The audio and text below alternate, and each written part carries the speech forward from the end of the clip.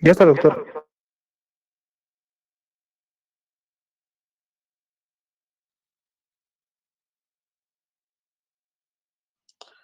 Perfecto, Kelly, muy bien. Buenas tardes, jóvenes. Entonces vamos a empezar con el tema de hoy, que es flujo vaginal. Siguiente, por favor, Kelly. Bueno, entonces primero vamos a empezar con la definición, ¿ya? Y decimos que es la secreción que fluye por la vagina, que generalmente humedece o mancha la ropa. Siguiente. Entonces, si hablamos de su epidemiología, tenemos que decir que dos terceras partes de las pacientitas femeninas van a sufrir van a sufrir leucorrea en alguna etapa de su vida. Generalmente esto se presenta en las recién nacidas, en las niñas mayores, adolescentes, adultas y ancianas. Siguiente. Ahora, cuando hablamos de un flujo normal, ¿no? Entonces, es una trasudación de fluidos del epitelio vaginal, de secreciones de las glándulas, perdón, perdón, eh, de las secreciones de la glándula de Bartolino, Skene, endometriales, también de las trompas de falopia y del cervix. Está también constituido por agua, electrolitos y glucosa, y generalmente tiene un pH mayor a 5, eh, que favorece el crecimiento de los lactobacilos. Siguiente. Entonces ahí están las principales características, que es de la consistencia del flujo. Este tiene que ser húmedo, ¿no? Transparente. Este elástico generalmente es cuando se está produciendo la ovulación, ¿no? Entonces se vuelve más filante, más espeso, podríamos decir, y por tanto un poquito más elástico. Fíjense que estirando con los dedos, entonces, fíjense que ahí estirando con los dedos, no se rompe totalmente, ¿no? Este moco, entonces lo cual es muy sugestivo de que la paciente esté ovulando. Y por otra parte también es cremoso. Siguiente. Entonces tenemos el flujo fisiológico que se va a producir principalmente durante y después de la actividad sexual, ¿no? Antes y durante la ovulación, lo que hablábamos hace un momento. Y además sabemos que durante el embarazo aumentan todos los flujos corporales, todos los líquidos corporales. Y también pues va a aumentar también el flujo vaginal, que es normal, que es fisiológico. Siguiente. En el nacimiento, generalmente en el nacimiento y posterior a 2 semanas de nacimiento, por influjo de estrógenos maternos, es decir, por estrógenos de la mamá que le pasa a la bebé en este caso, puede presentar mayor cantidad de flujo. El epitelio vaginal, este va a ser rico en glucosa, lo cual va a tener mayor cantidad de lactobacilos, lo cual a su vez va a tener por el ácido láctico, va a mantener un pH ácido de 4,5, ¿no? Entonces es una secreción mucoide y además estéril. Siguiente. En el periodo prepuber, entonces el pH ya se vuelve un poco más alcalino, donde ya pueden aparecer bacterias, esquenomicetos, enterobacterias, listeroides, estreptococos, estafilococos, cándida y oxidurius. Entonces, sí, pero si la paciente va a presentar una secreción ya con sangre, entonces podemos pensar en un cuerpo extraño. Siguiente. En la menarca. En la menarca, entonces va a haber una mayor producción de glucógeno de las células epiteliales, con lo cual va a predominar los lactobacilos y generalmente tiene un pH alrededor de 7, que es en el comienzo ya de los flujos menstruales, ¿no? Siguiente. En el embarazo, entonces esta secreción en el embarazo va a ser mucho más abundante, A veces es motivo de consulta frecuente que la paciente se queja de bastante flujo, ¿no? Entonces ahí lo único que tenemos que estar seguros es que no haya bacterias, pero es normal que aumente esta secreción del flujo vaginal, ¿no? Pero va a haber aumento de las bacterias de la flora normal, pero también tenemos que tratar si hay infección de este flujo, es importante tratar porque es un factor fundamental para que se produzca la ruptura prematura de membrana, ¿no? Para que se rompa la bolsa. Y estos dos microorganismos son principales en esto del RPM, que son la Neisseria gonorrea y la clamidia trachomatis. Siguiente. Entonces, ¿qué pasa en la menopausia? Sabemos que el epitelio ya se hace más hipotrófico, inclusive a veces ya atrófico, con lo cual va a disminuir estos lactobacilos, ¿no? Y puede haber ya mayor infección, no, por lo tanto, eh, pues el pH va a ser más alto, ¿no? Y va a haber una invasión de bacterias mixtas tanto de la piel como del recto que van a colonizar la vagina. Siguiente. Entonces, hasta ahí tenemos pues los flujos, lo normal, ¿no? Pero ya podemos pensar en flujos anormales cuando principalmente va a haber un cambio en la cantidad del flujo, ¿no? Y principalmente en el color, ¿no? En el olor, cuando ya hay síntomas asociados como son prurito de la vulva, mucho más aún cuando se presenta disuria, dispareunia, dolor en los periodos menstruales, además que pueden ser irregulares. Todo esto nos va a representar que ya se está presentando una vaginitis, ¿no? Una infección. Pero dentro de esto no todas son enfermedades de transmisión sexual, sino que también son infecciones que se pueden producir eh, sin tener relaciones sexuales, ¿no? Siguiente. Entonces, ¿cuáles son los microorganismos facultativos principales? Están los lactobacilos, en un 75% son los que mayor se presentan en esta flora bacteriana vaginal.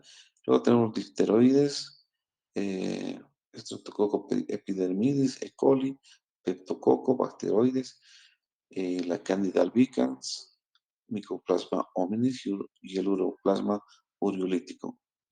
Siguiente. Entonces, si va a haber alteración de este flujo vaginal, tenemos que pensar en dos causas principales. Una que puede ser por un influjo hormonal, alteraciones hormonales, y otra que ya son infecciones. Siguiente. Y ya tenemos que determinar, de acuerdo a las características de este flujo, de qué microorganismo se podría tratar, ¿no? Entonces, generalmente, primero se va a producir una vaginitis, el cual va a ir a producir una cervicitis, y dentro de esto podríamos decir que las más frecuentes son las vaginosis bacterianas producidas por bacterias. Siguiente. Entonces, fíjense, ahí tenemos un cervix con ese flujo grisáceo espumoso, ¿no? Entonces ahí tenemos una cervicitis que está producida principalmente por la Neisseria gonorrea y la clamidia trachomatis. Si hablamos de una exocervicitis, o sea, una inflamación de la parte superficial por fuera del cervix, estamos hablando principalmente que va a producir la tricomonas vaginalis y la Candida albicans, o sea, parásitos y hongos van a ir a producir la irritación principalmente de la superficie del exocervix.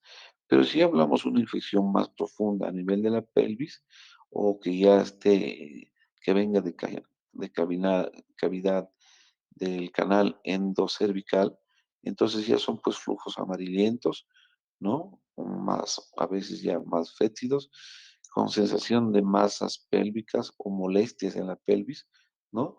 Y además que ya va a producir sangrados postcoitales. Siguiente. Entonces, dentro de el origen de los causantes de esta vaginitis, tenemos la Neisseria gonorrea, la Chlamydia trachomatis, la Trichomona vaginalis, la Candida albicans y las bacterias que habíamos hablado, las vaginosis y lo que habíamos hablado de las vaginosis bacterianas, ¿no? Que van a producir flujos amarilllentos verdosos, ¿no? Principalmente esta Trichomona vaginalis, que es fétido, y además también van a producir irritación vulvar. Siguiente.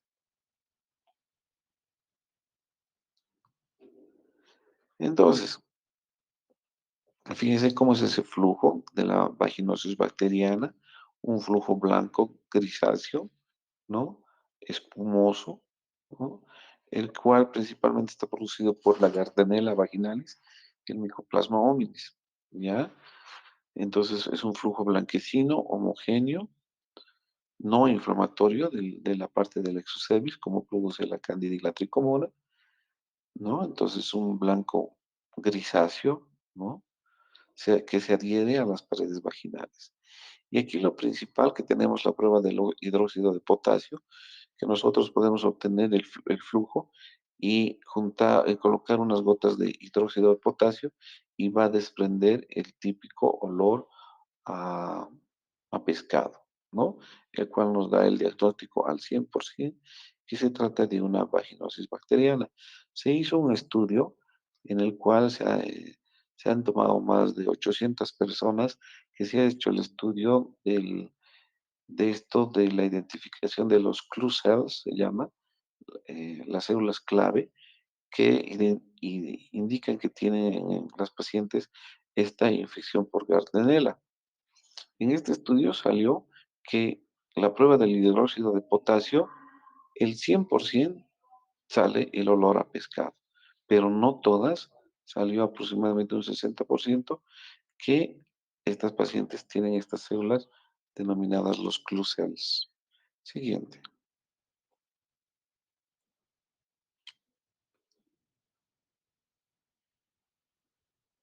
Bueno, entonces este cuadrito principalmente la primera parte que es muy importante. Entonces, fíjense, si hablamos de alteraciones del flujo vaginal, entonces tenemos que ver estos cinco agentes principalmente.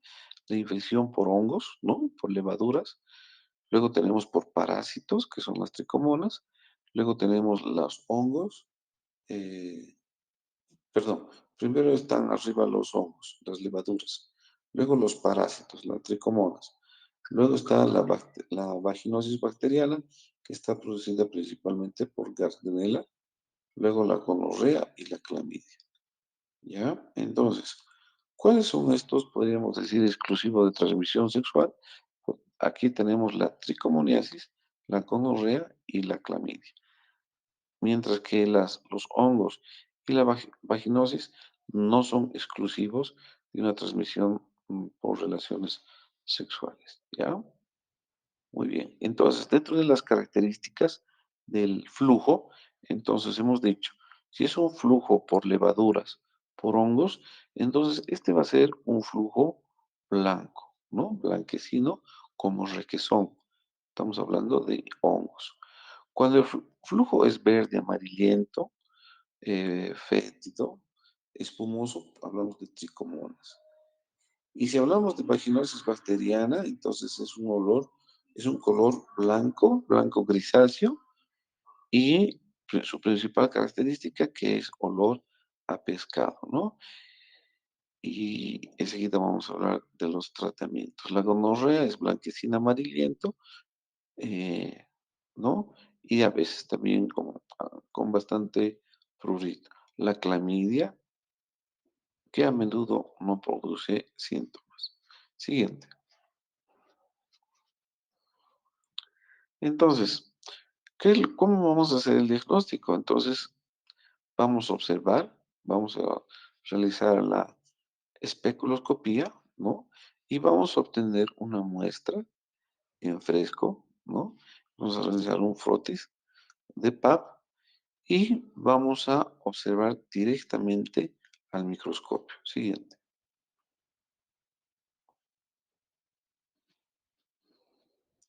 Entonces, tenemos que valorar a la paciente si tiene factores de riesgo positivos o negativos. ¿A qué nos referimos esto? Si tiene múltiples parejas sexuales, si no tiene PAPs recientes, ¿no? O sea, más aún si ha estado con varias parejas, ¿sabes? Tenemos que ver si es una persona que tiene estos antecedentes de no hacerse sus Papa Nicolaos frecuentemente, entonces tiene sus factores de riesgo, ¿no? Entonces, tenemos que valorar mucho esto de los factores de riesgo para ver si es que esta persona puede tener infecciones más severas o no. Siguiente. Entonces, si hacemos un examen en fresco y tiene factores de riesgo positivos, entonces podemos observar la presencia de tricomonas, ¿no? Entonces ahí vamos a ver los parásitos en el microscopio. Y si es positivo y tiene factores de riesgo, entonces tenemos que tratar además contra la gonorrea, contra la clamidia, ¿no? Contra las bacterias y además realizar su tratamiento para tricomonas. Si vemos presencia de levaduras en el microscopio, también tenemos que tratar contra gonorrea, clamidia y lógicamente la cándida albicans, ¿no?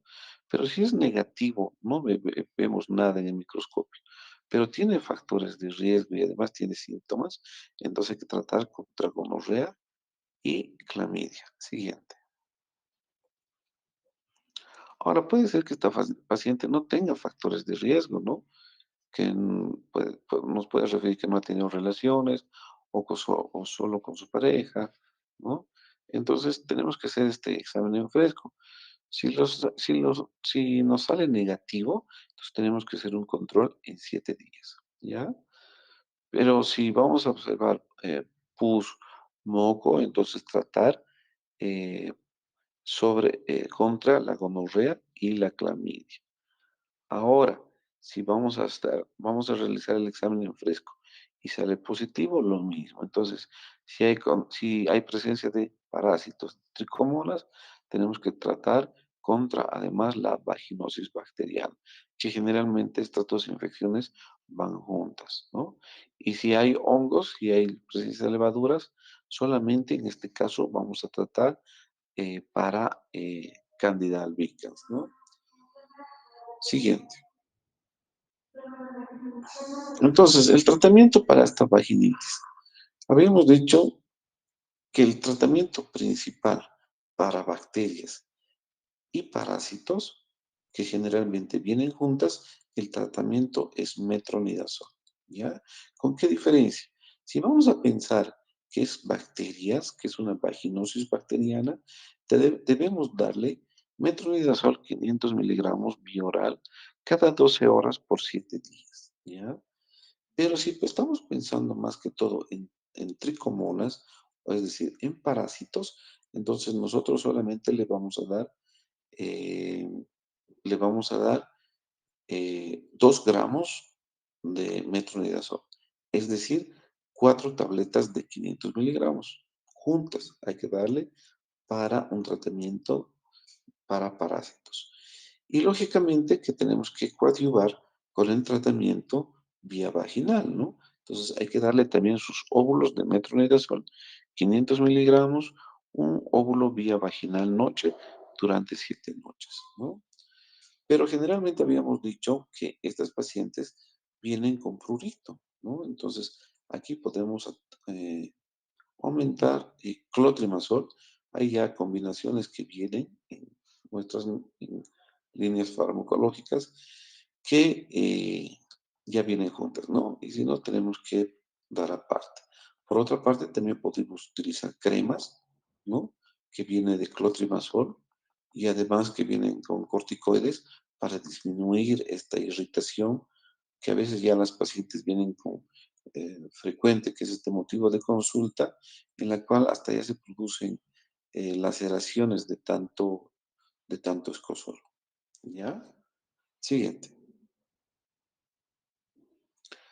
Si estamos pensando en cotorrea, entonces de primera línea utilizamos ciprofloxacina, 500 miligramos vía oral, dosis única, ¿no? Lógicamente que lo debemos usar en embarazada. La ceftriaxona, que sí podemos utilizar en el embarazo, 200 miligramos intramuscular, dosis única. Cefixime, 400 miligramos, dosis única. O también la espectramicina, 2 gramos intramuscular, como dosis única eh, para la gonorrea. Siguiente. También como tratamiento alternativo podemos usar la canamicina, 2 gramos intramuscular, dosis única, o el trimethoprim sulfametoxazol, que podemos utilizar una tableta día durante 3 días. ¿Ya? Siguiente. Tratamiento para clamidia, ¿no? Entonces, el tratamiento hoy principal es la doxiciclina, 100 miligramos bioral, cada 12 horas, o sea, 2 veces al día, por 7 días, ¿no? No nadie embarazadas. Al igual que la tetraciclina, que damos 500 miligramos bioral, este se da cada 6 horas, o sea, 4 veces al día, durante 7 días. Pero también podemos utilizar para la clamidia como tratamiento alternativo la acitromicina de 1 gramo, dosis única. ¿Ya? Siguiente. También la eritromicina, 500 miligramos vía oral, 4 veces al día. ¿Ya? O sea, cada 6 horas por 7 a 10 días. Y el sulfixoxazol, 500 miligramos vía oral, cada 6 horas, día por 10 días. ¿Ya? Entonces, esos son los tratamientos principales, chicos, para tratar estos flujos vaginales.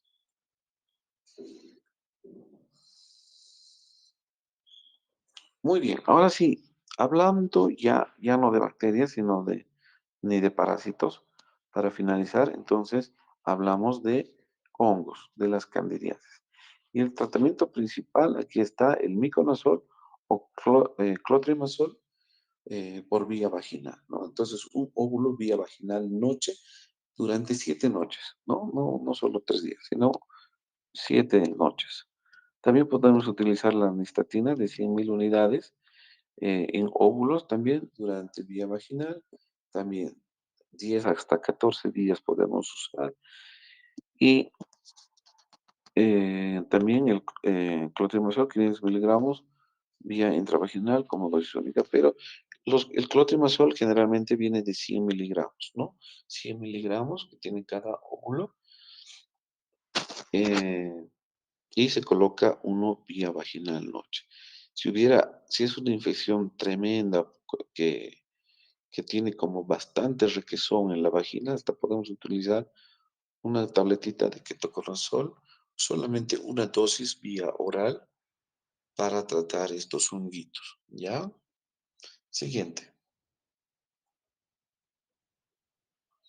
Y lo que les decía hace un momento, la tricomonasis y la vaginosis bacteriana generalmente vienen juntas. Pero si pensamos más en tricomonas, tenemos que darle 2 gramos bioral dosis única.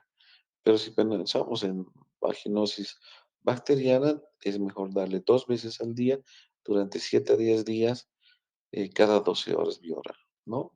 Y lógicamente que no se puede consumir alcohol, ya que va a producir náuseas y vómitos. Siguiente.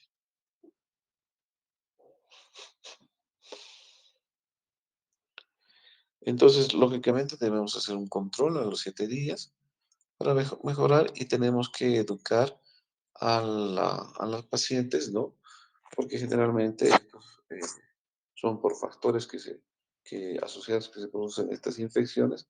Debemos orientar a la paciente para que no se vuelva a contagiar. La paciente, dentro de las recomendaciones, también puede tener relaciones sexuales, pero con preservativo, mientras esté todo el ciclo del tratamiento, ¿no? Siguiente. Muy bien, chicos. Entonces, a manera de conclusión, entonces habíamos dicho que generalmente se produce por 5 gérmenes, ¿no? Hongos, parásitos y bacterias. Dentro de estos, la Candida albicans, representante de los hongos, la, dentro de los parásitos está la tricomona y dentro de las bacterias está principalmente la Gardnerella vaginalis, ¿no?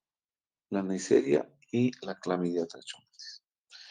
Con su respectiva clínica damos el diagnóstico y nosotros tomamos una muestra, podemos hacer un Papa Nicolau o también un frotis en fresco, tratando de identificar el germen y realizar su tratamiento. No olviden que el tratamiento siempre es en pareja, ¿no? No pueden dar solo a la paciente. Muy bien, si hay alguna duda, pregunta, acotación, compañeros,